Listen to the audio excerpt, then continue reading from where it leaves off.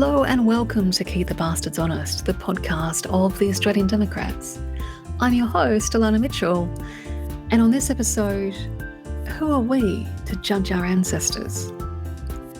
That probably sounds a bit cryptic. This episode is something of a departure from our usual discussions, and in some ways, I think is possibly the most important episode we've done so far.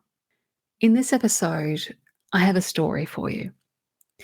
This is a story about colonisation, racism, and genocide. It's a story about erasure, not just of a culture, but of an entire people. But it's also a story of survival. And it's a story about love. It's a story about a woman who abandons her people, flees her home, her ancestors, her culture, and her heritage, who denies her own identity, right down to her own name, in order to protect her child from the government of her own country, a government that had an official policy to erase her people. It's also a story about her descendant and his journey through his own family history to uncover what she hid and reclaim the culture and the heritage that his great-grandmother surrendered in order to ensure the survival of her family. This is the extraordinary story of Captain Jason Lambright. He is Native American of the Mendota Dakota Sioux tribe. He spent the last few years uncovering 220 years' worth of family history in which successive governments of his country, a country that he served with distinction, tried to exterminate his ancestors. I've had the enormous privilege of Jason sharing his journey back to his Native American family with me over the last couple of years. In the lead up to the referendum on The Voice, the parallels between Australian history, our First Nations people's fight for recognition, and the history of the United States and the experiences of Native Americans, and in particular Jason's family, became too strong for us to ignore. And so Jason has very graciously joined me on the podcast to talk about his family history and to talk about First Nations recognition from the perspective of a First Nations person from the other side of the world. Now, I need to give you a little bit of context before we get started. The term First Nations is not used in the United States, but I use it in the podcast to refer to both Jason's people and the Aboriginal and Torres Strait Islander people of Australia. The term Native American is probably most widely used and most socially acceptable in the United States to refer to the First Nations people of the US. But within those communities, the term Native American is contested. There is an argument that the term Native American may be open to an interpretation that will contribute to the ongoing erasure of their people. Because at what point does a third, fourth, or fifth generation American who is descended from colonizers or from slaves become native to America? I'm a third generation Australian.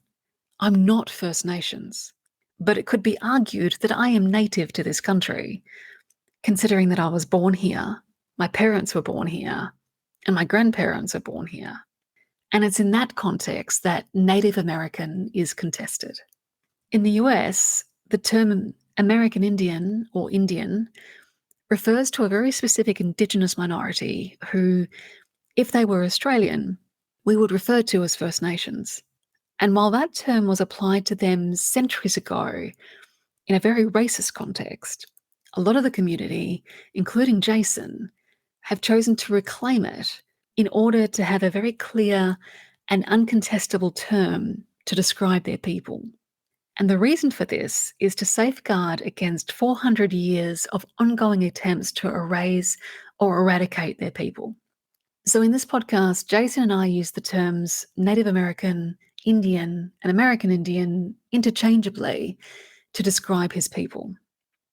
And it's important that you understand why we did that, particularly if you feel uncomfortable or a bit unsure about our use of Indian in particular.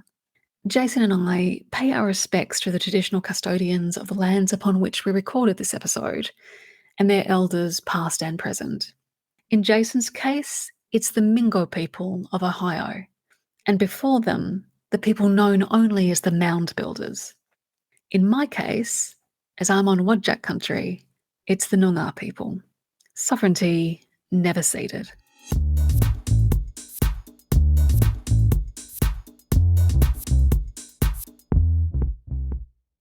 So, Jason, thank you so much for getting up at what is an ungodly hour of the morning in Ohio to have a chat with me about your astonishing family history and your quite extraordinary life. Over the last few years, I've discovered that your family legend of having been descended from what I would call the First Nations of your people, what you would call Indians, is actually true. And where do we begin with this? This is amazing to me. So give me the cliff notes of your life. All right, let's go back through my bio. Yes, it is true. My professional life before I retired, I was a member of the United States Army. I started as an enlisted man. I made it to the rank of Staff Sergeant E6, and I was invited to attend officer candidate school, which, I was successful. They made me a second lieutenant, and I retired as a captain after going through the Army Medical Board due to wounds and injuries sustained in Afghanistan. My highest decoration held is the Bronze Star Medal. I was decorated for valor. I think I hold a fair number of awards and decorations, but that and 50 cents is worth a cup of coffee. Anyhow, let's brush past that. Yes, I have written a number of books. I've published 7. And I've done a lot of collaborations with Mr. John Birmingham down in Australia.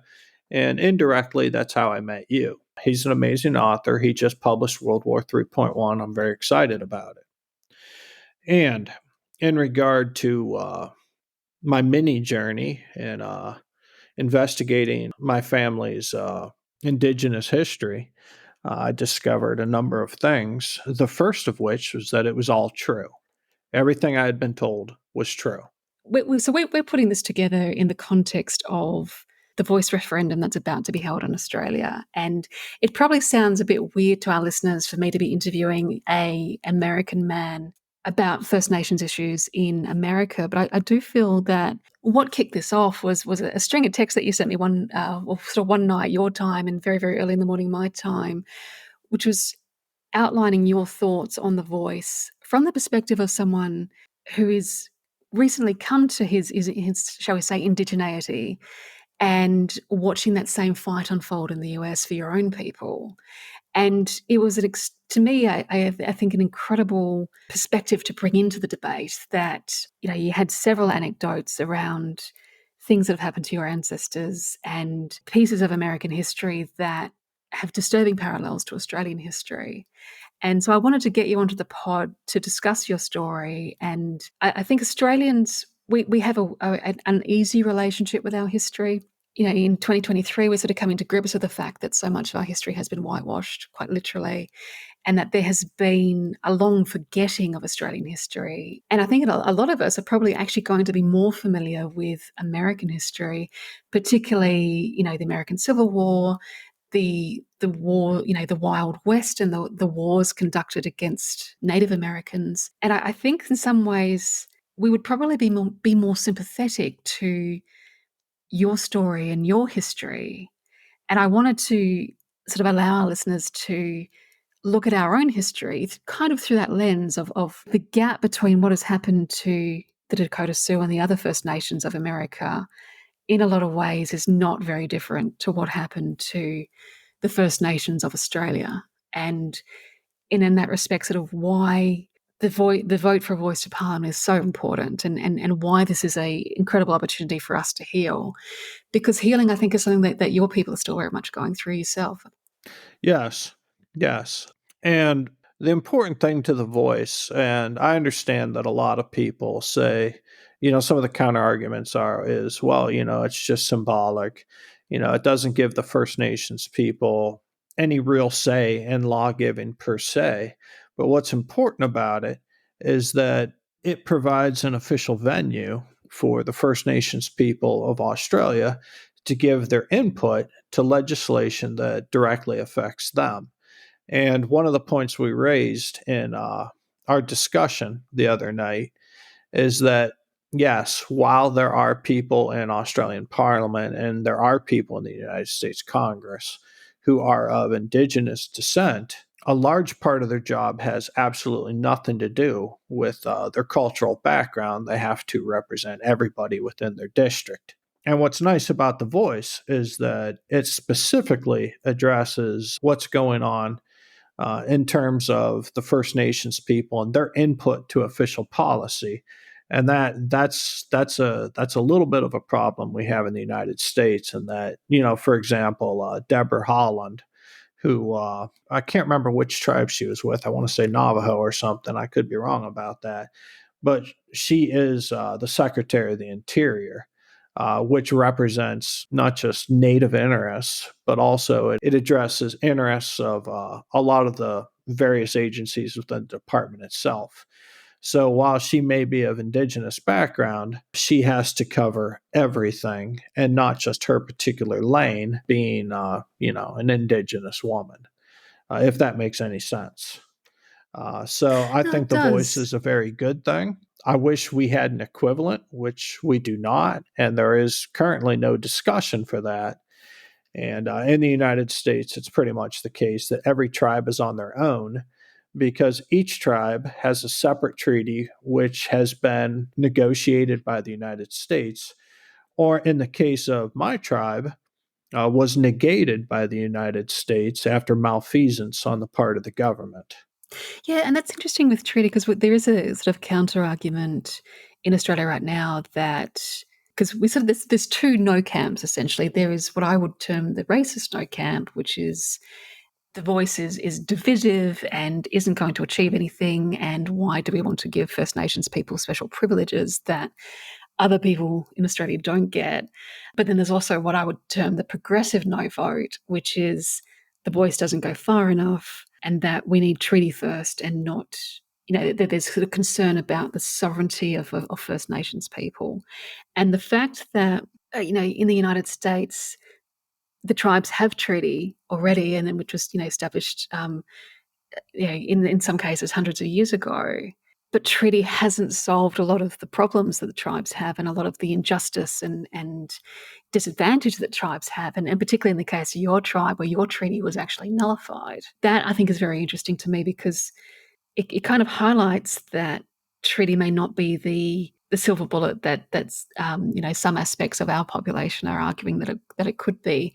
Same as they're sort of counter arguing that the voice is not the silver bullet that proponents of the voice are putting out there. And I think it kind of comes back to the whole thing, the underpinning of the Uluru Statement from the Heart, which is voice, treaty, truth, and why those three elements have been very carefully grouped together and why there is a sequence that we must follow to get there. Because first, it's, as the Uluru Statement from the Heart organisation have put it, is that first we need representation in Parliament that is separate from those First Nations people who are elected to Parliament as representatives of their communities. Because as you said, expecting politicians here like Pat Dodson or Linda Burney to not just represent the communities that elected them to Parliament, but to then represent all First Nations people in Parliament, it's unfair that they're having to pull double duty, which is from a legislative and sort of electoral aspect, which is the job that they're elected to do. And then they have this cultural responsibility that the white people in Parliament don't have to do because white people just get representation because, we're the majority. So the voice is important, as you said, for that aspect. And then treaty is the next stage of the process, which is finally solving the great lie of terra nullius and the issue of the fact that, this land was conquered. It was not the great lie that of terra nullius is that it was this vast empty space and nobody was living here and white people just rocked up and moved in. Which we know now as a lie, is officially a lie. So it's resolving that issue of Australia having been invaded and the wars of conquest that were undertaken to conquer Australia. And then we have truth and reconciliation, which is, I think, an incredibly important, and that's sort of the healing and the reckoning with our history. And obviously you will correct me on this, but I fear that this is a process that the United States has been going through for a couple hundred years now, in one way or another. Yeah. And actually, let me touch back on the whole aspect of treaties. Treaties are fine, but you have to remember, and it's the same thing for the Australian government, that what Uncle Sam giveth, Uncle Sam can take away, and they can do that via legislation, and they can just do that with the stroke of a pen. And in fact, United States history is riddled with broken agreements between the U.S. government and native tribes, the Dakota being one of many examples. And then, strangely enough, in the 20th century, the process has progressed. There was the Indian Reorganization Act in the 1930s, which deprived my tribe of official status, which we're fighting to reclaim, or I should say my band, because the Mendota, there were 4 different bands that were recognized under the Reorganization Act, and the Mendota was left off deliberately, in my opinion, because we occupy valuable real estate right by Minnesota. I mean, right by Minneapolis. And frequently, you'll find a pattern in the United States that land that's granted to the tribes is frequently worthless and in the middle of nowhere, and that's done on purpose. Whereas Mendota itself, which is the heart of the old Sioux Nation, that was a big trading area and meeting area for thousands of years. That's right by Minneapolis, and it's valuable real estate. And so, we were deprived of those lands on purpose in the 1930s. And then it escalated through a period of what was known as erasure. And erasure was never an official government term, but that was the policy, which we were also very much affected by. And an official term in U.S. government usage was termination, where throughout the 50s and 60s, the U.S. government basically looked at a bunch of tribes and pointed their finger and said, you, and you're no longer tribes, right? And they did that on purpose as well, to save some money and to seize lands, etc. And so this is an ongoing fight, and it's a problem. And one of the shocking things that I learned as I progressed through my journey was that up through 1934, which is when one of the good things that came out of the Indian Reorganization Act, was that they legalized our religious rituals. They were illegal before 1934, and they had to be done in secret. That made for some interesting reading. Gosh,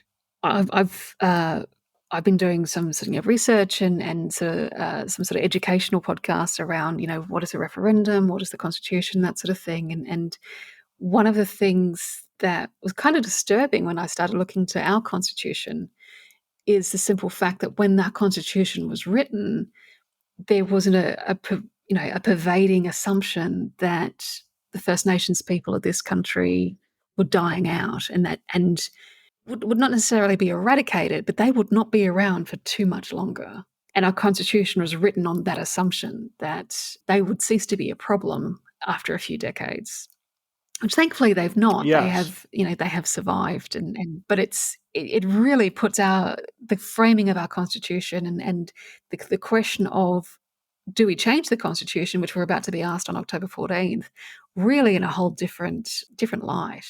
And I mean, we've taken some steps in the 1960s to address the most racist elements of our Constitution, and that we sort of removed the bits of it that actively discriminated against Aboriginal and Torres Strait Islander peoples. We don't yet sort of enshrine and protect recognition of First Nations and Torres Strait Islander people into the Constitution, and that I think is crucially important. And the Constitution of your country, which I think a lot of Australians, ironically, would be more familiar with, doesn't do that either. I guess because at the time that your Constitution was framed, the colonists were themselves probably at war with Indigenous peoples in one way or another. Yes, the Indian Wars lasted some 300 years in the United States. And Oh my their God. official end was the massacre at Wounded Knee, where the final fighting band of the Dakota Sioux, because you have to understand, the Sioux Nation has 7 council fires, right? And it's divided amongst the Dakota and the Lakota. The Dakota were the eastern tribes, the Lakota were the western tribes. And my particular council fire is the Greater Mendota, and the Mendota are one particular band under that council fire. But once the Lakota were crushed by the U.S. Army in a shameful incident at Wounded Knee, the Indian Wars were officially over in the United States. And at the time, my great grandmother was a toddler in the state of Minnesota, and she lived in Mendota. And official policy when she was born, this was in the law, was that any Indian caught off the reservation, man, woman, or child, could be legally killed by a white resident, scalped, and their scalp taken to the county seat in exchange for gold. And so there was a Jeez. financial incentive as well for hunting and killing Indians. And people don't realize that that actually happened, but it absolutely did. And this is the world in which my great grandmother was born into. And then she was, forcibly removed and put into an Indian school where she had a very unpleasant experience. And, well, no wonder she left Minnesota with her son, my grandfather. Who am I to judge my ancestors? But let's keep going. Keep asking your questions. Gosh, I mean, I'd heard of the Indian Wars. I had no idea that they went on for 300 years. Oh, That's yeah. really staggering. God. Oh, yeah. You've heard of Abraham Lincoln, right? Of course, yes. He served, I believe, with the Illinois militia in one of the many Indian wars. I think he was lieutenant. And he was also the gentleman who ended up approving the sentences of the Dakota, the famous 38 plus 2, that were put to death when the 1862 uprising was crushed in the greatest mass execution in the United States history. Oh my god. No, I feel like you should keep going. Let's like, just for our Australian listeners who probably are completely unaware of the 1862 uprising, because I mean, this is something that It's I've learned through obscure. through chatting to you. Can you just take Yeah. us through that and sort of where it relates to your family history? Yeah, absolutely. Because we had a big part of that. We have to kind of start from the beginning here before we get to the uprising. All right. I was born in rural Ohio. When from my earliest age, I always heard, "Hey, we're part Sioux," and I never really thought much of it. It was kind of odd as a kid growing up. Some of my earliest memories are of horses, right? Because we always kept horses. My grandfather, who was born in Mendota, Minnesota, he knew a lot about horses. He was a teamster back in the day when that actually meant something. And he ran a cart with draft horses. He also spent time out west, as a mixed race guy, hanging out in Wild West shows. And he was a horse handler in Wild West shows. Then he came back to Ohio. A series of events happened. He was in the Army in World War II, etc. But anyway, as a kid growing up, we always heard, we were part Sioux. I never had any particular reason to doubt that. And the exact story I was given was okay, there was a powerful Sioux chief. He gave his daughter to French trappers to improve relations with the French. They had a son. His name was Frank. Frank was an influential trader, and he was also powerful, like his grandfather, and did things. I didn't know what things were, but that's what I heard. And Frank one day was killed by his relatives. His son George swore revenge. He went out after people that, were his cousins and relatives. And I didn't hear a whole lot about that. And then George had a daughter. Her name was Matilda. He loved his daughter and spoiled his daughter. And she was taken to a school where she was mistreated. And after she returned from the school, she decided she wanted to leave Minnesota. So she hooked up with a white soldier, and they had a son, a baby boy. Well, the Indian census people came to her village, and they were going to put her son on the Indian census. She did not want that. So her husband, who by then had gotten out of the army and was working as a stone carver in Minneapolis, He came home from work, and all their possessions were on the lawn of their house in Mendota. Matilda, whose actual name was Odelia, and really screwed up my search, and I had to figure this out, told her husband, "We're leaving tonight. I bought train tickets. We're going to where you're from, Worcester, Ohio." And she just gave it to him as a fact, and they left. All right. They made it to Worcester, Ohio. And for the rest of her life, she lied about what she was. She told people she was Greek. She told people she was Italian. She told people she was French, but never the reason for her, brown skin. Because as I found out in my investigation, it was a very big bad thing in Minnesota in the early 20th century to be Indian. So, the sons and grandsons of Odelia, who went by Matilda in Ohio because she really did her best to obscure her background. And it really took some sleuthing to figure this out. Her sons and grandsons and great grandsons went on to uphold one part of Dakota culture, which was a red thread that kind of went through my mother's family, which is that they were fighters and warriors. And so Odelia, her grandson, who she loved, died at the age of 17 in Korea, and it was a little too much for her, and I think it may have contributed to her fairly early death. But what was funny was that story I was told, which actually spans some 220 years of history. I discovered that in detail, every last aspect of it was correct. And when I started on this journey of discovery, I took all of it with a very big grain of salt because you're talking about 200 years of oral history. And not that my ancestors were liars. I didn't think that for a second. But I thought that it would be very simple, for there to be distortions, incorrect facts. No, it was true every last little bit. And I found it in Minnesota state records. But I would imagine we can progress now because I'm sure you have other questions. Yeah, no, that's amazing. And I can't imagine the strength that Odelia would have to have had in order to protect her son from, and I'm assuming that being put on the Indian census means that he would have been registered as an Indian. And Yes. Yes, yeah, and back then, you know, that was a very bad thing, and they kept a separate census for whites and minorities. And that wow. I mean, think about it. Think about it. By a government entity, you are placed apart from the normal population per se, and you're put into this messed up subcategory that she did not want her son to be any part of.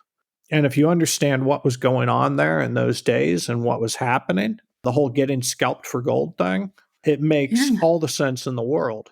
And one of the teachings that I've gotten from my tribal elder, Joseph, a man that I respect enormously, is that who are we to judge our ancestors, right?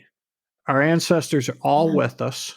And something we need to recognize is that, we are all man and we are attached to the land and we're all part of the wheel. And I wanted to Mm. show you something. A Navajo lady made this for me, right? That's the medicine wheel. And the medicine wheel means a lot of things, but you notice the four colors? Those are the Yes. four colors of man, right?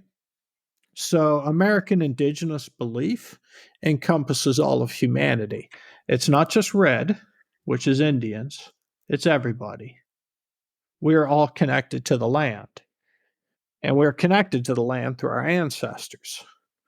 And it doesn't matter what color you are, red and yellow, black and white, right? The thing we hold in common is the earth and our ecosystem. The animals are our brothers and sisters. They're not there to be exploited and mistreated.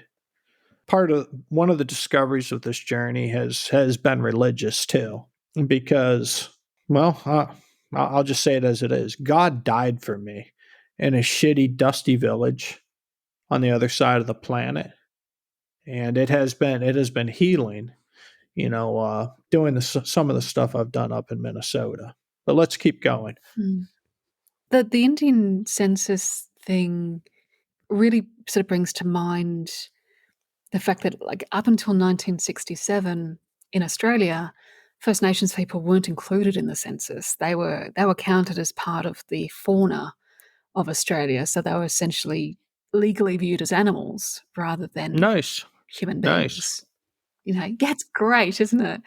And so, looking at it through that lens, the Adelia's terror of her son ending up on the Indian census and the fact that she was willing to pack up her entire family and move 1,200 miles away to avoid that happening is just, I'm staggered by the resolve and the strength and also the love that she would have had. Yeah. And no aspect of your story, sort of leaves me unmoved, from because we've been talking about this for some time now, but looking at it in particular through the lens of colonisation and the ongoing search for justice for the First Nations people, both in your country and mine, as it's even more sort of impactful. So, yeah, the last time we had a referendum on essentially the rights of Aboriginal people was in 1967 when we voted to remove the racist bits out of our constitution and include them in the census and essentially give them citizenship in a country that they have lived in for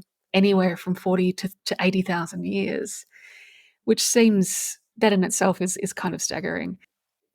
So to come back to your family history, so Adelia changes her name to Matilda, flees Minnesota to protect her child, and the one, sort of, I guess, cultural aspect, being the descendant of warriors and a warrior culture, is that her sons and grandsons and great-grandsons themselves became warriors and went into the army, and you're part of that.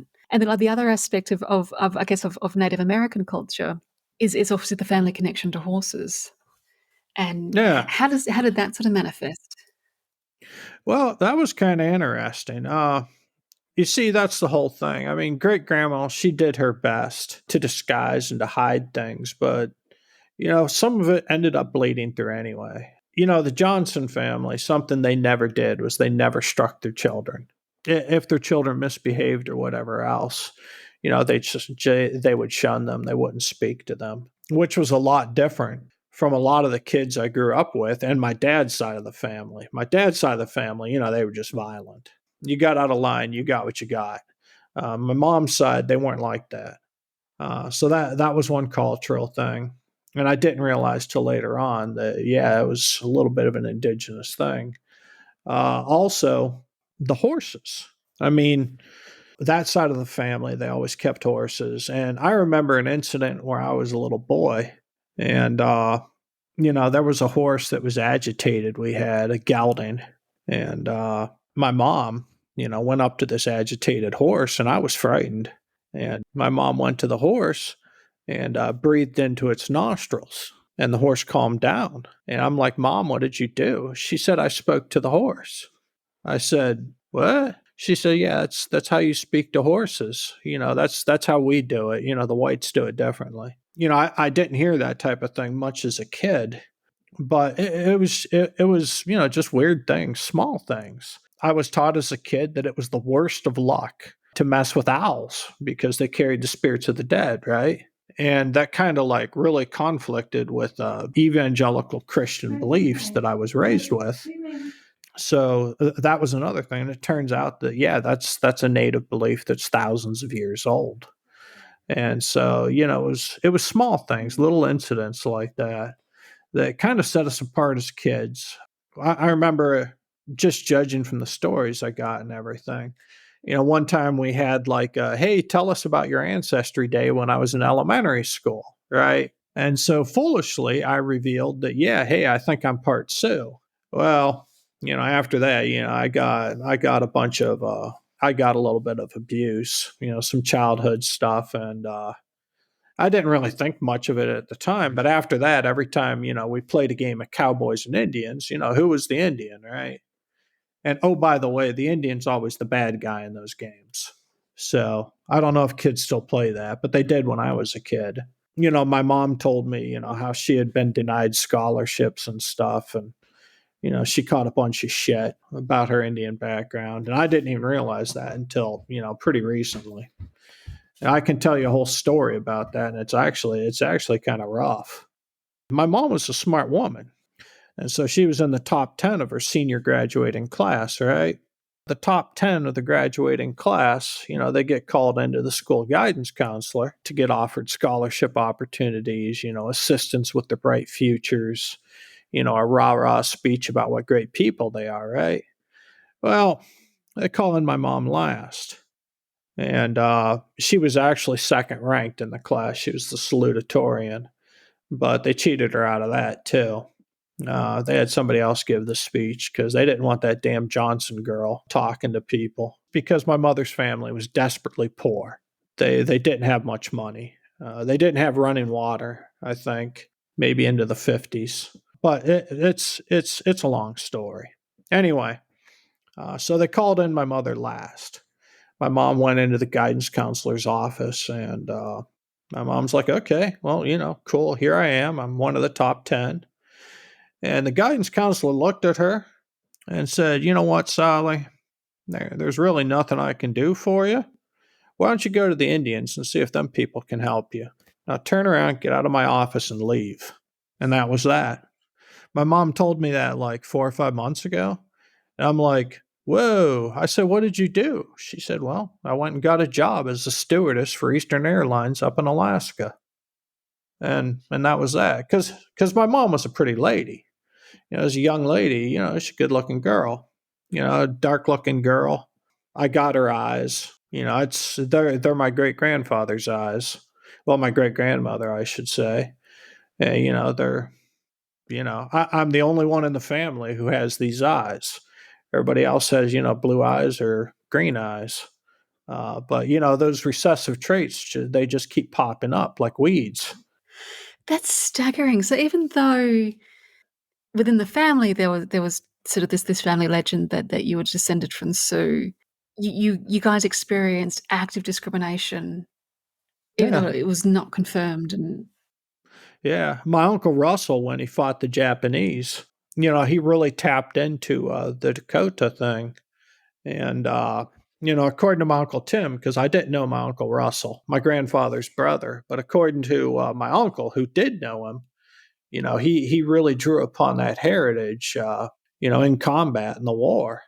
And then after the war, it was kind of a big thing with him. I wish I knew more details about it, but I don't. you said to me, one of our exchanges, that you and your siblings were able to pass for white. And that was To Matilda's me, intent, or Odelia, really. That was her right? intent. And that's part of unspoken U.S. government policy in those days. And actually, there's a pretty bad strain of it in the United States going on right now, which is essentially erasure, right? You get rid of those individual identities, and you get rid of those cultures, and it's the whole melting pot thing, right? But the problem with the melting pot idea per se, I mean, I get it because I understand why the U.S. government did the melting pot thing back in the 19th century, because they looked at Europe and they're like, look at these people, just completely out to kill each other because they can't come up with a common identity. And the problem with that is that if you assume a common identity, then what you end up doing is you denigrate the old identities, the old belief systems, etc., and you subsume it in what's essentially, the dominant white culture. And the erasure thing and the creation of the Sioux diaspora per se, that was done to eliminate what was viewed by the U.S. government as a dangerous cultural group, because the Sioux put up quite a fight. And you're familiar with the story of General Custer. I am. Gen- Some of the conversations I've had with friends the last couple of weeks. No, I don't think everyone in Australia would be familiar with Custer, and they're familiar with the phrase of General Custer's last stand, but they don't Mhm. understand the context behind it. So, give us the cliff Yeah. notes on General Custer.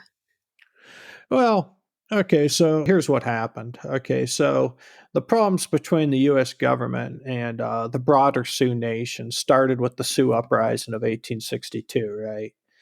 And after that, the Sioux Nation as a whole was viewed as a hostile tribe. So after the Civil War was over and that distraction had been dealt with, the government sent Big Army out onto the plains to destroy the Sioux.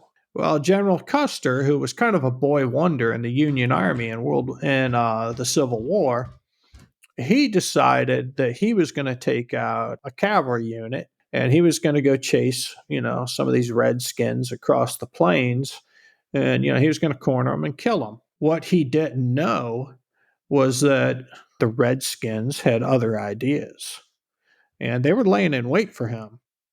So when he took out a party of, I believe it was about 300 U.S. soldiers, they took the bait. And the Sioux, because, it was mostly Lakota, but there were plenty of Dakota there too. They surrounded those cavalry soldiers and they killed them to a man.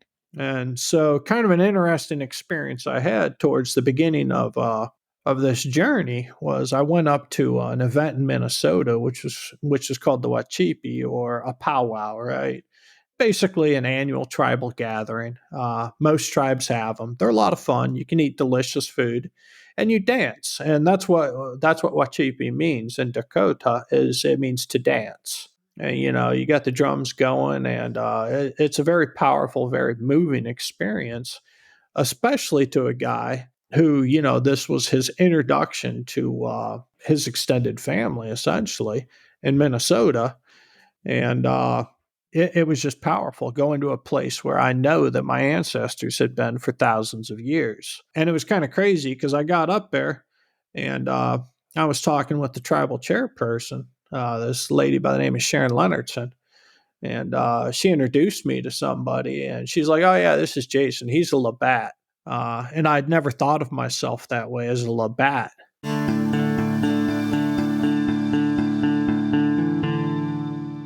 Hey, editing Alana here. Just about Jason's referral to being a Labatt. Labatt was the surname of the French trapper that the Indian chief gave his daughter to, and from whom Jason is descended.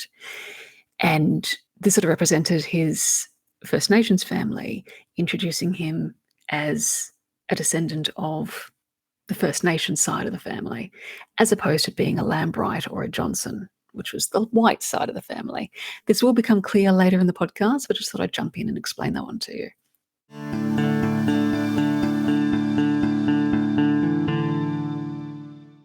Because that's one of the names up there.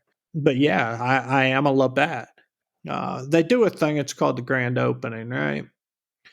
And what the grand opening is that you open up the ritual circle and you march out there and stuff, and you take the flags and the eagle staff and all that stuff out there, and they ask veterans to do it. People had been in the service. And so I was asked to go out there and like hold a flag and stuff. Well, so okay, cool. I mean, I didn't know what the hell I was doing because you got to remember this is the first time I'd ever been exposed to this. I go out there, I'm holding this flag. I'm like, okay, now what, right? A guy pretty close to me is holding this weird looking, like it was obviously a cavalry banner. I'm like, what the hell is that? And then there's, the eagle staff, which is an eagle head and then a bunch of eagle feathers. And those are the tribe's battle honors, right? And I found that out later because once this all concluded and I got off the field and everything, I was talking with somebody. I'm like, hey, what's up with that weird guidon? And the guy's like, oh, that's Custer's banner. It's one of our battle honors. I'm like, okay. And it was like this really weird disconnect thing because, hey, I was an Army officer, right? And that's Custer's banner. So I don't know. I didn't know what to think about that. And that was one experience out of many. Well, I remember when you first told me that, my head just exploded with the whole, oh yeah, that's Custer's banner, because my experience of Custer's story was through obviously pop culture, and there was a movie I studied in high school about Custer, and my main memory of that film was he and his troop of 300 soldiers were attacking what they thought was small band of Indians that they were going to conduct a massacre. And then he realizes, sort of the crux of this film, that no, this was not a small band of Indians. This was the tail end of a giant village, and essentially the whole nation has come together. And he was in a world of hurt, as as you Oh, yeah. described. And it just, Yeah, he had a so problem. that and hence Custer's last stand for our Australian listeners who it was literally his last stand, because as you said, the tables were turned and it was Custer and his people who were massacred as opposed to the Native Americans.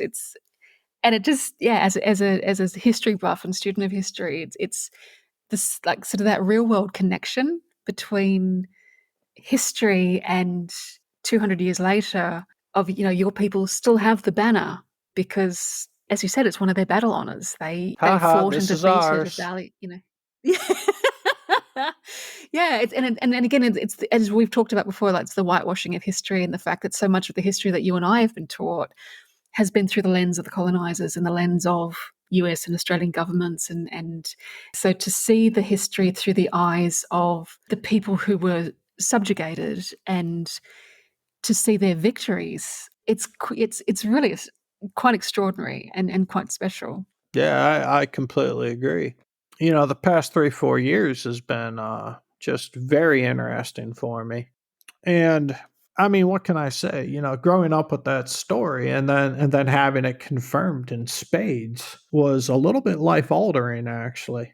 I mean, it really was. Yeah, no, and I can't imagine the fact that your family experienced, discrimination, like, and literal racism as early as one generation prior to you is really staggering to me, because I when we were planning this podcast, I was sort of thinking of it in terms of, you're a veteran, you've served your country, you essentially grew up white and with, what I assumed were the privileges of being white in a, in a colonized nation like the US. And then, to have served with distinction and everything that came with that. And then in your 50s to discover that, as you said, you have this extended family of First Nations sort of relatives, and that you are, you are an Indian, as you've said. It couldn't be anything less than life altering. But the fact that in reality you experienced racism, you experienced, I mean, look, it's childhood, bollocks and sort of the ignorance of children, sort of casting you as the Indian in the cowboy and Indian games and things. But there's still that racial undertone. Yeah, and actually, when I brought up this subject to some surprising people, because most people have been really cool and really supportive and everything, but a gentleman that I had been friends with for a very long time and I, who have since parted ways, in our final conversation, he threw it in my face about, the journey of discovery I'd gone through and everything, and how it was all messed up. And, you're going against, the whole melting pot idea and everything else. The things he had to say were, pretty negative. And I was surprised by that because he obviously had held that to himself for a while. And, in that last conversation, he just decided to throw that out there. And I'm like, holy crap. And I had always assumed that, a lot of that racism and everything, my great grandmother had fled the brunt of it. So she did her job and she did it well. But it turns out that that actually was a thing with my mom's family when they were kids. My grandfather, I know damn well, he took some serious heat about that. And I could say a bunch of other things in that particular regard, but I think I'll leave that off the podcast. There's no point, opening some of those doors. But it turns out that it was a much bigger factor than what I had realized. And it's only been, as my aunts and uncles have grown older, that a lot of this information came out, that they were willing to discuss it, and, stuff that I've discovered on my own. And I'm like, you know what? It is a fact. I am Dakota, and that's just how it is. And yeah, it has been a bigger part of me than I had realized growing up, and now it's a pretty major influence, and it has shown up in my writing as well. One of my readers in Australia, I won't name him because I don't know if he would appreciate being mentioned publicly on a broadcast, but he and I have had a lot of private back and forth. He's American in origin, and I believe he lives in Melbourne. I could be wrong about that. But yeah, he's native, and he's from Wisconsin. And he gave me a series of emails, which was just extremely gratifying to me, where he said, "Hey, I really appreciate you writing these characters that are mixed race, mixed native, white, in your stories because that particular story never gets told by anyone." And he's like, "I lived that growing up, and you nailed it." And so that to me was very satisfying. That's some of the best feedback I've ever gotten ever on my writing. And I'm like, holy shit, for my very limited audience, even if nobody else ever read my books ever, if that one guy read those books and was happy with that, then it was worth everything, if that makes any Oh my God, sense. yeah. No, it does. And we talk about, and this is not a political thing, but we talk about the importance of representation in, pop culture and in Parliament as well, to bring it back to politics. And looking at America through the lens of race, it all, frequently comes back to African Americans versus white America, or Hispanic Americans versus white America. And we very rarely see Native Americans or Indian Americans, as you've put it, versus white America. Like, we see it in terms of historical stuff, so everyone's watched Dances with Wolves, and more recently 1883, which is the prequel to Yellowstone, even like, the English and the whole Wild West oeuvre. We only see Native Americans in that aspect. It's very rare to find sort of pop cultural references either in books or in movies and film, looking at sort of 21st century relations between Native Americans and white America. And so I can imagine how important that would have been for that reader in your books to have, have that representation, to recognize his own story in that. Yeah. Yeah. And that was really important for me. And a lesson I guess I've learned is that, yes, it was the goal of the US government to erase us. And to me, that's painful because I love this country. I fought for this country. I risked a lot, for the United States. And my family has suffered a great deal to further this idea that is the United States. And I want to emphasize that, I'm not running the US into the ground. I think the ideal of the United States is really cool, right? But there's a big difference between the ideal per se and the execution, as always. And that has been an ongoing struggle throughout this country's, 230 odd year history. I mean, that's it is what it is. I had a college textbook that I think had a great title. I think it was called The Imperfect Dream. And once again, who am I to judge my ancestors? I'm not going to do it. Those people, they made the decisions they made, they did the things they did to fucking survive. Here I am, the descendant of this gentleman named Wabasha some 200 years later. And I don't know if he'd be astonished or horrified to see, exactly what has gone on with his children. But I'm one of them. It's sobering to think about. All you can do is your best in life and actively try not to screw other people. That's what I try to do. And yeah, I was really, really touched to hear from that gentleman in Australia that I had done the right thing, if that makes any sense. No, it makes perfect sense. Because, and like, your writing is very personal, and you said to me before we started recording that so much of your writing is infused by your own personal experience. And you weren't just representing him in your writing, that was your story as well, and Yeah. not that your writing is autobiographical per se, but one of your trilogies, which is The King's Ohio Rifles, which for our listeners is an alternate history. You have a half native, half white man named Bill who goes to fight for king and country in World War One because the American Revolution never occurred. And to me, that struck me, when I was reading it as being not autobiographical, but elements of it were biographical. Like Yeah. you were clearly drawing heavily on your own experiences, not just in terms of war, but in terms of your native ancestry. Yeah. Because I do think that things would have worked a lot different for the indigenous folks in the United States if the American Revolution wouldn't have happened. Because leadership matters, right? And we had a leader at one point in time named Andrew Jackson who really didn't like Indians.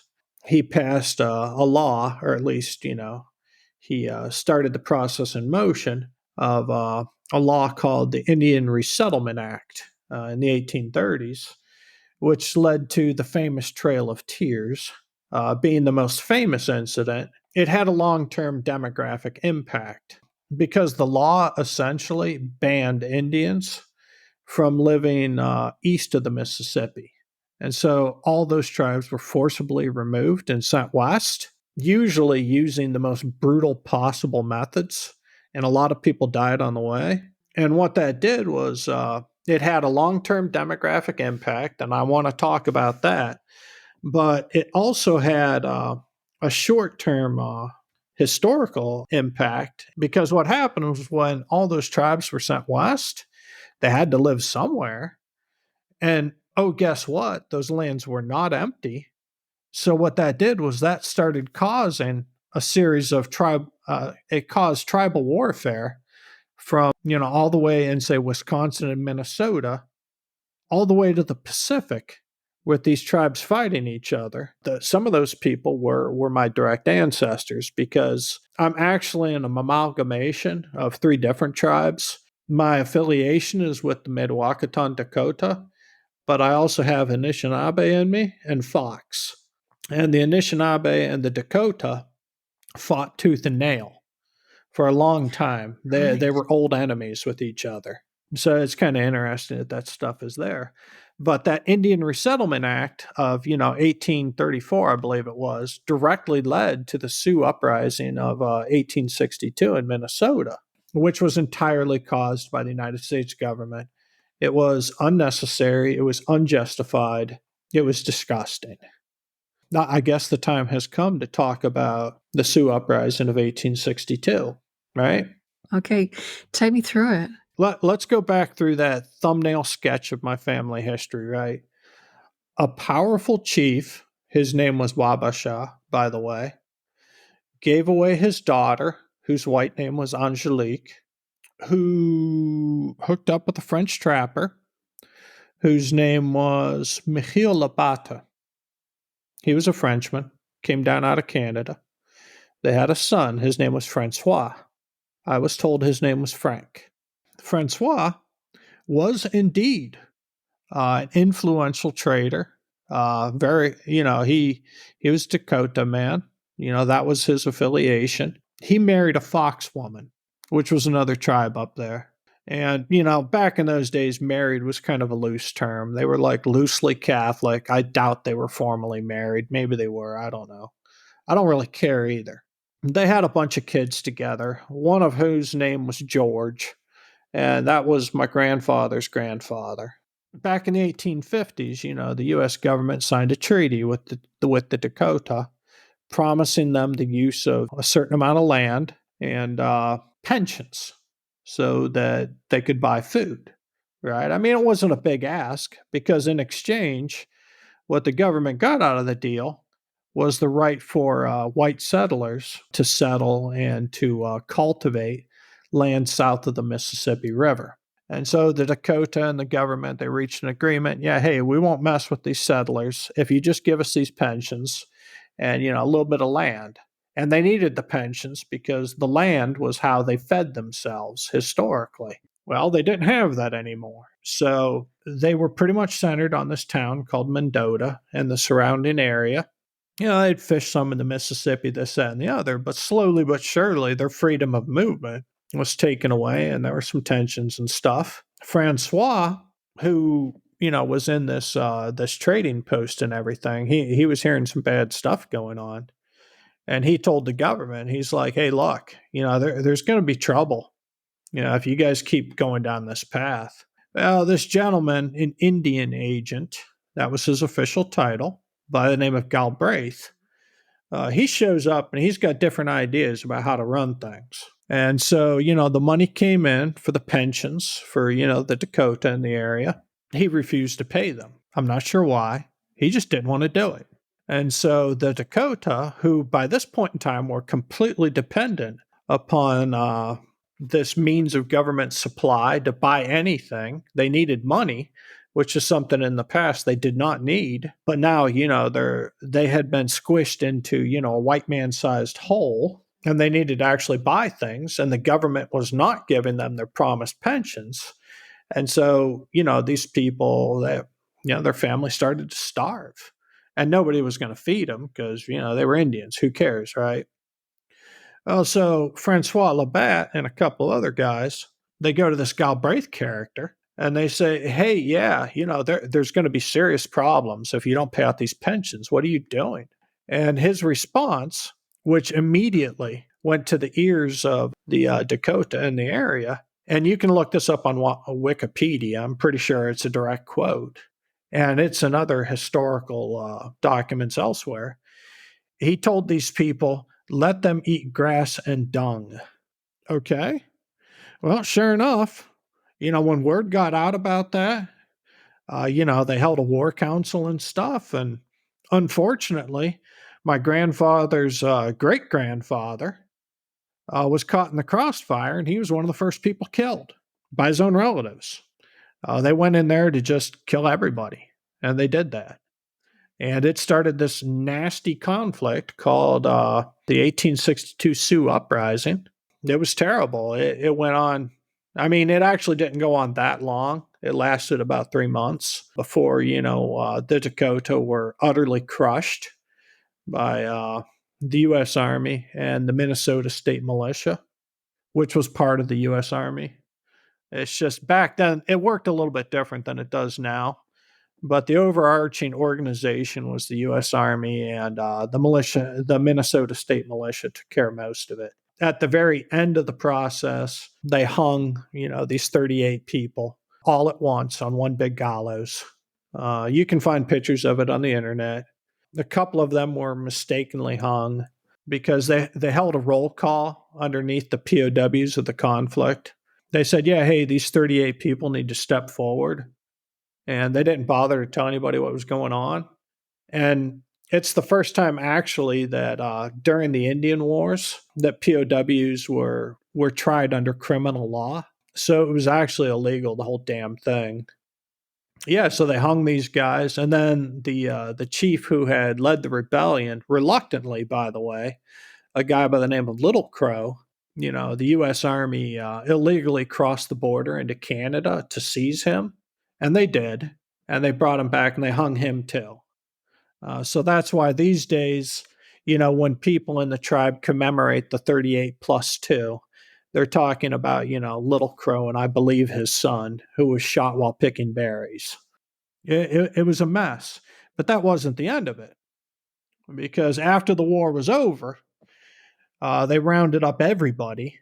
People who had stayed neutral, people who had fought for the whites, people who hadn't fought for the whites, and they stuck them into a concentration camp on an island in the middle of the Mississippi River, which, oh, by the way, was like this. It was like this disgusting irony because it was right by, the center of the universe, Mendota, right, which is a Dakota word, Mendota, which means the joining of two rivers.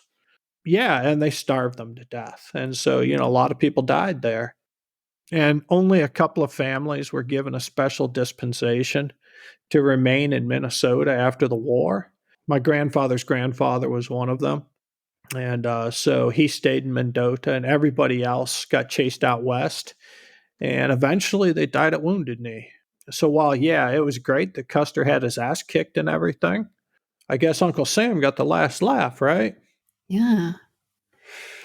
It must have been really, I guess, confronting, you've served the US government. I mean, Yeah, generations of your family have served the US government. yeah, And yeah. then to have it confirmed that this is the same government that tried to eradicate your family at the same time, that must have been Deliberately quite by the yeah. yes, by deliberate policy. And you know what the most disturbing part of all of this was for me? Okay, so I found out that yeah, it was the case that my family was directly involved in the uprising. My ex grandfather was killed on the first day as an innocent bystander, just wrong place, wrong time. But what was most disturbing was reading through the government records that they kept on my family, and they were described like fucking dogs. On the Indian census, they'd be listed as IN or MB, which means mixed breed or mixed blood, or HB, half blood, all this messed up shit. And I'm like, you're talking about human beings here, and you're calling them, or just M for mongrel. This is my family, and you're talking about them like this on official government documents. They're, I, a family legend has it, and same as how everything else has been confirmed. So I see no reason to doubt it. Is that my great grandmother here in Ohio? She went to her grave telling people that the U.S. government owed her a lot of money. Well, it turns out it was true. The Mdewakanton were once again promised a pension in the 1890s, and George Labatt is on that pension list for Mdewakanton, Dakota, to receive $1,000 in gold. He never got it. He never got it. None of them ever got it. They got jack shit. And I guess I'd like to split this timeline up into two geographical areas. So my great grandmother, who was a relative of the current tribal chairperson out there at the Mendota, Sharon Leonardson, we're related to each other through several different families, which was another shocker. You're meeting all those people and you're like, holy shit, I had no idea, right? Because my great grandmother, she did her job and she did it well. But that's fine. Because of the internet, I was able to unpeel her onion. All right, so let's do two different geographical locations, two different timelines, the same year, 1947. It's a comforting thought for a lot of people that all this shit happened a long time ago and we wouldn't do that and blah blah blah, right? Well, my mom's story blows an effing hole in that. And I didn't even know that till a couple of months ago. Well, let's look at 1947. So my grandpa, he came home from World War II and stuff. He got really lucky. He was on a troop ship out in the Pacific when we dropped the A bomb on the Japanese, and he didn't have to invade Japan. So he came home, and that was cool. And he and my grandmother proceeded to have a bunch of kids, one of which was my mother, born 1947 in Ohio. Now, mind you, they were poor, but at least they could, I don't know, go to hospitals and stuff, right? Let's look at Sharon Leonardson in Minnesota, whose family had stayed. Sharon Leonardson was born the same year as my mother, 1947. So her father got into a car accident in Minnesota, right out there around Mendota, I believe. I guess he laid in a ditch for several hours while people drove by him. Like, oh, it's an Indian, right? Oh, okay, whatever. And they didn't want to let him into the white hospital. So they had to transport him to the Indian hospital 5 hours away. And he died of his wounds and injuries. Now, what do you think of my great grandmother's decision to leave Minnesota? Far out. But it's absolutely staggering because, and again, as an Australian, sort of looking at American history from the other side of the world, we hear about the civil rights movement and the whole segregation policy between whites and blacks. This is the first time I'm hearing that there was a segregation policy between Indians and whites, and that an You're Indian damn man straight who's there been in a was. car accident. Yeah. Yeah. But that, that Oh, an Indian that man injured in a car accident would not get the help he needed because he was Indian and there nope. was a white hospital. Yeah. Yeah. Oh my God. That's how it rolled. And so when I heard of the plight of, your First Nations folks down there in Australia, I have deep sympathy for what's going on there because my entire life, I won't say I've experienced it directly. The worst I've gotten has been, snide comments or, some type of mean spirited kidding. Even though a lot of times kids, they really didn't mean it. It's just what they had been taught, right? Yeah. But what happened with my mother and what happened with Sharon's dad was hardcore racism. There's no other way of seeing it. And I'll bet you a dollar to a dozen, and in fact, I know this is the case. Your First Nations folks have been subjected to a lot of the same pressures, if not worse. And so you're Yeah. damn right they should have a voice in Parliament, and they should have some input as to what happens with the Yarta, which I believe is their word for the earth and their sacred sites. What kind of bullshit Mm. is that Rio Tinto goes into some of their areas where they've been practicing their beliefs for tens of thousands of years and they dynamite it to shit?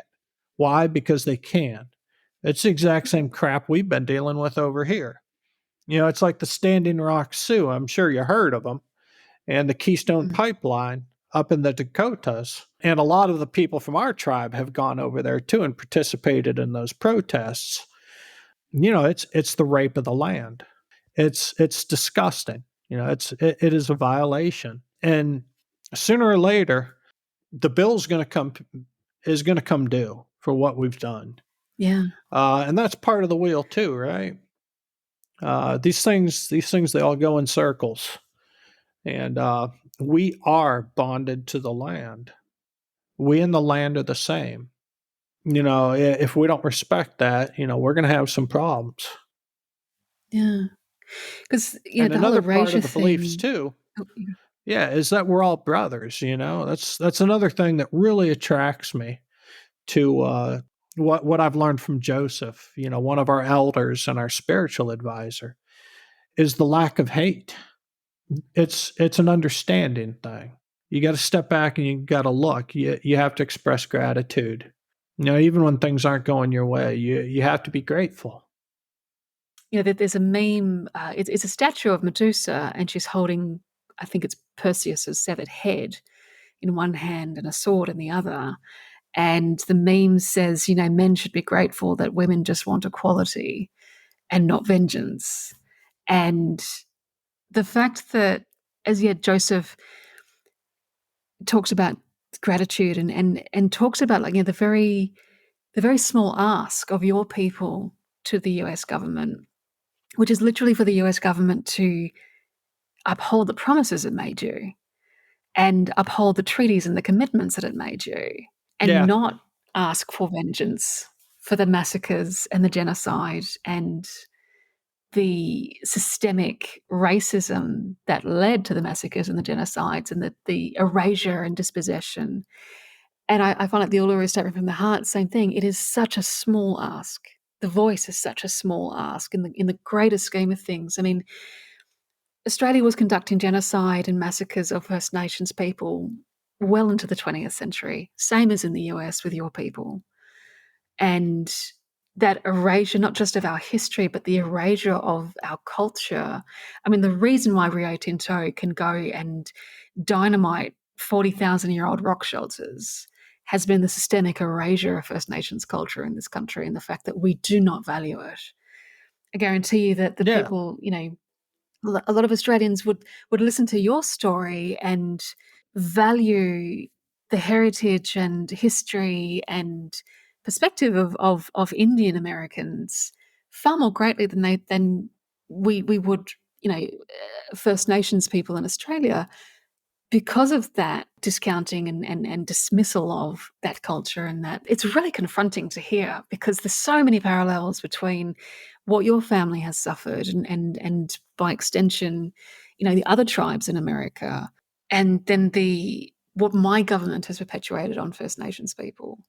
And the fact that they have persisted despite the active government policy, not just to erase their culture and their history, but to erase them as a people and wipe them out completely. They've persisted It didn't and work.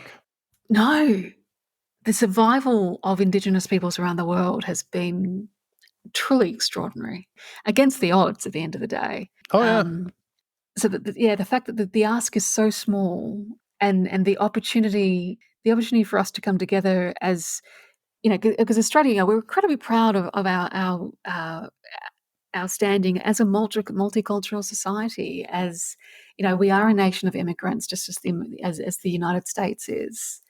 And when you talked about the erasure of your people, it really struck a chord, because as much as the story that we like to tell ourselves is that our society is fair and equitable, and we are a multicultural wonder, that is built on the absolute erasure and genocide of the people who were here before settlement and colonization, as it is for your people. Well, and here's the thing of it. It's a question really of, not going back and seeking vengeance and all this shit, because all that does is it drains your soul, right? All it does is it leads to hate. It's a question of, how we can do better going forward. It's a positive as opposed to a negative. And if you take a standpoint of, gratitude and say, hey, what am I grateful for? As opposed to, what do I want?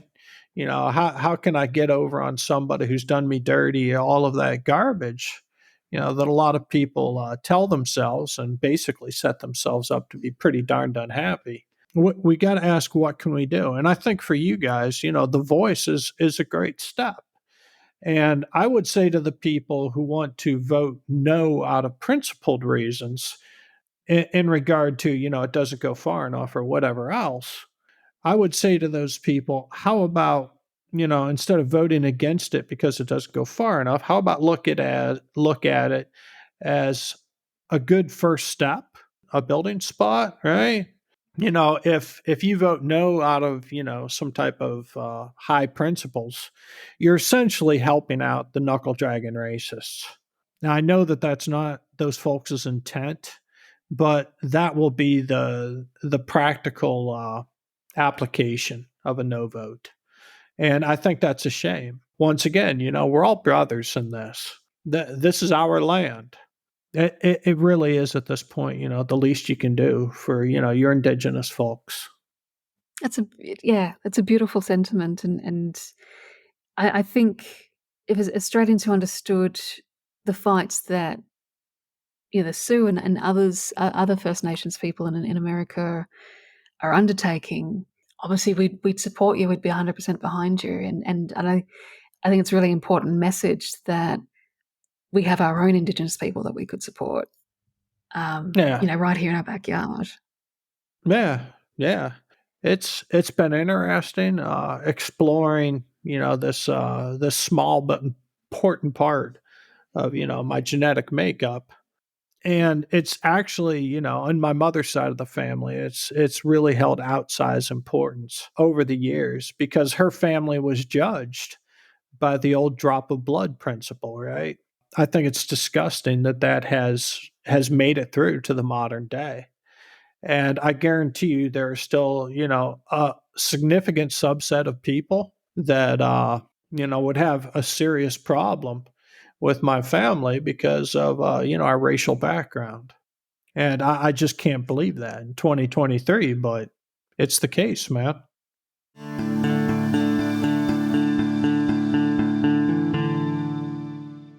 Hi, editing Alana back again. You're probably wondering what the one drop rule is. It wasn't until I got to editing the podcast that I realized that Jason had explained this to me before we started recording, and so this context is missing. The one drop rule, according to Wikipedia, was a legal principle of racial classification that was prominent in the 20th century United States. It asserted that any person with even one ancestor of black ancestry, one drop of black blood, is considered black. And this concept became codified into the law of some US states in the early 20th century and was not repealed until 1967. But it goes back much, much earlier in US history, prior to the Civil War, when slavery was still practiced, where if you could prove that someone had an African American ancestor and one drop of black blood, you had the legal right to sell them into slavery, even if they could otherwise pass as white, and even if they were otherwise a free person. In fact, it was a legal principle designed to stop African Americans with white ancestry passing as white. Apart from the fact that African Americans at the time had a commercial value as slaves, the racist structure of society meant that white people didn't want some uppity black passing as one of them. And as Jason is explaining, this principle applied to Indians as well. So think about that in the context of what we discussed earlier in the episode about Jason and his siblings passing as white, despite their Native American ancestry.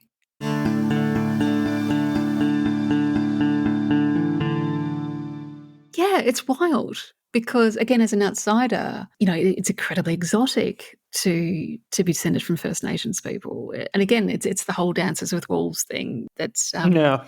if I found out that I had Native American ancestry, I'd be incredibly proud.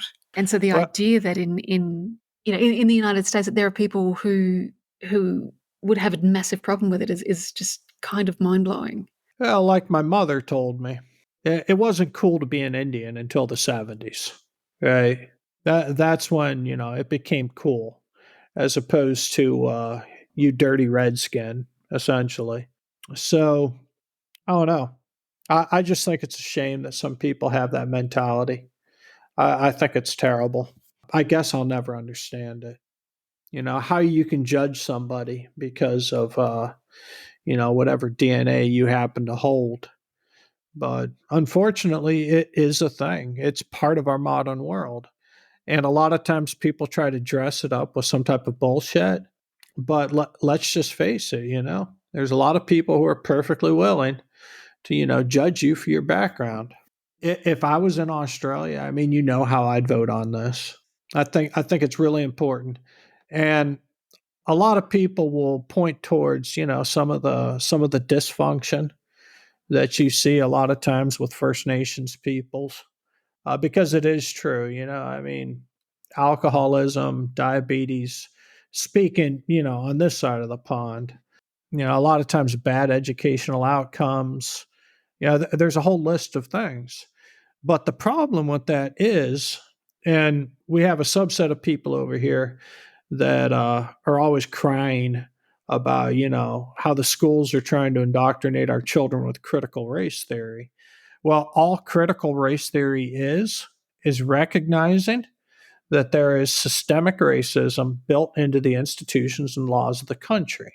And if you're going to be an objective observer and you're going to look at what has happened with a lot of American minority populations, you'll see that the deck is stacked against you.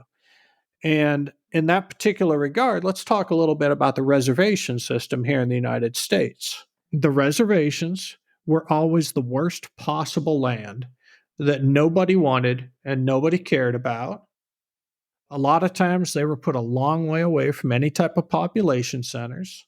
It's like my buddy Tommy, really good guy up in Minnesota. He and I were talking, and he's like, I'd love to live on the res. It's a beautiful country. It's awesome. There's no work. The only thing you can do up there is live on assistance, which is great and everything, but I mean, it'll get you by. And that's how, we deal with a lot of these problems. You're unhappy with your life, you hit the bottle, right? You eat too much.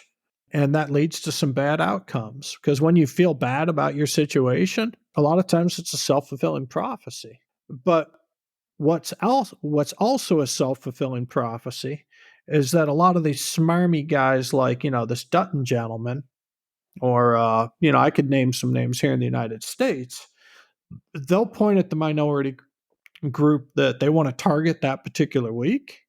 And they'll say, well, look, their crime rate's higher. This is higher. That's higher. Well, these are just bad people. No, what these are is they're people put into a bad situation. There's a difference. And that's the whole thing, You've got this person that was educated at, the Australian version of Harvard Law. I have no idea what that is. Comes from a pretty privileged background, has never really struggled for jack shit in their life. And they're sitting there and they're judging people that, are born into these messed up situations. And they're like, you know what, this is how you should live your life. Or worse yet, here in the United States, there's a religious strain that says, well, you're not prosperous because obviously you're a sinner and God says you shouldn't be prosperous. Once again, it's a blame the victim type of deal, right? And I'm pretty sure your First Nations people struggle against, similar problems. Absolutely. And I think the thing that the poverty and, social problems and it's not just one generation. I mean, for us, it's been 230 years, same as you. It's been generation upon generation that have been in that situation and Yeah. not been able to escape from it. Yeah. And we need to find a better path forward. Something that struck me, and I don't want to talk a lot about it because I don't know a lot about it, but Joseph brought it up, during one of our conversations. He talked about something called Black Hawk's prophecy, which was that things are going bad for the people right now, right? And Black Hawk was a gentleman back in the 19th century. And he says, we're getting destroyed. The whites are tearing us apart. And he's like, but you know what? It's okay. Because in 7 generations, things are going to turn around and people are going to understand that they're connected to the land. And they're going to understand that we're all in this together. And as Joseph points out, the young kids growing up now, they are now that 7th generation. And you notice something about the kids of today, as opposed to, say, for example, our generation, right? I mean, I was raised pretty rough, and I remember a lot of the things I heard growing up. My kids aren't like that. They're not supporting these people. For example, you don't see a huge movement of people right now under the age of 30 towards, say, Donald Trump. Just to name an example. That they don't care for that gentleman. They don't care for his policies. They don't care for the racism and the straight up hate. Because let's face it, that gentleman's ideology is completely based upon, scapegoating the other per se, right? And separating everybody into winners and losers. And, 3 guesses as to which category he puts, Native Americans into, right? But that 7th generation that Black Hawk talked about, that's my kids. That's my kids, right? And I think, maybe there's something to it. A lot of the things that Joseph talks about, I mean, I buy it. I mean, a lot of it's just received wisdom. It's common sense stuff. I've really appreciated, a lot of what he and others have had to say to me. And I'll leave it at that. But I figured I'd tell you about Black Hawk's prophecy. You can look it up. I'm pretty sure there's a Wikipedia thing on it. Nice. That's amazing. Jason, I can't thank you enough for coming on and giving us a perspective on the voice and the debate in our country from the perspective of a Native American Indian from the United States and the parallels between what your people have gone through and what our First Nations people have been through and the continuing fight for justice and for recognition. And Absolutely. Never a yeah, it's been problem. extraordinary. So, and look, we'll have to have you back on down the track to talk about more modern things like defence policy and AUKUS and Yeah. things like that. But for now, yeah, thank you. This has been an absolute gift. Hey, Alana, it was a pleasure. I have a thing. If I can help just one person, it's worth all of it. If I Thank you. can change one mind, then this conversation was amazing. Right? Absolutely.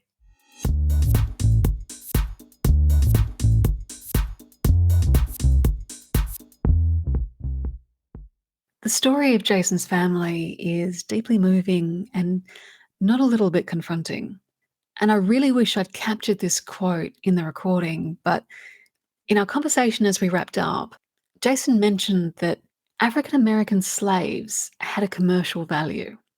Indians didn't, because they made terrible slaves. Else they would have done that too. And it really puts the systemic state-sanctioned and state-executed genocide in both of our countries in perspective. Something I didn't discover until I studied frontier wars at university as part of a history degree is that in Australia, we enslaved our First Nations people. And the end of that slavery happened much more recently than you would assume, although it wasn't referred to as slavery. But it makes you think. If you were on the fence about voting yes in the referendum, I hope this episode has helped in some small way to persuade you to vote yes. If you're interested in finding out more about the historical events we referred to in this podcast, Custer's Last Stand, the Trail of Tears, Wounded Knee, the 1862 Sioux Uprising, Black Hawk's 7 Generations Prophecy, I've put links in the show notes to get you started. I've also included a photograph of the beautiful medicine wheel that Jason referred to on the podcast that a Navajo woman made for him. If you want to read Jason's work, he has a blog and a Patreon, and his books are available on Amazon. There's links to everything Jason Lambright in the show notes. I can't recommend enough Jason's King's Ohio Rifles trilogy.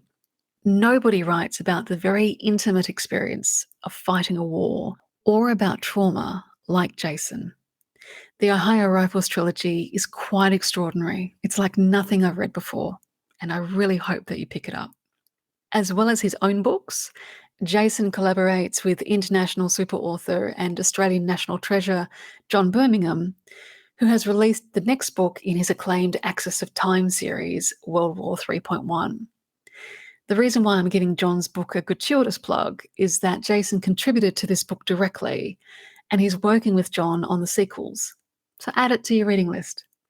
I'll be back very soon, I hope, with a bonus episode explaining our Constitution and how it never occurred to the authors of our founding document to include Australia's First Nations people in it, because they assumed the First Nations of this country were a dying race that would be eradicated. Sounds familiar, doesn't it? Keep the Bastards Honest is brought to you by the Australian Democrats. This episode was edited and produced by me, Alana Mitchell. If you'd like to keep in touch, you can find us on Facebook, Twitter, Instagram, YouTube, LinkedIn, Spoutable, and Threads by searching for Australian Democrats. And you can see what we stand for, what we value, and what our policy positions are at our website at democrats.org.au. Until next time, thanks for listening.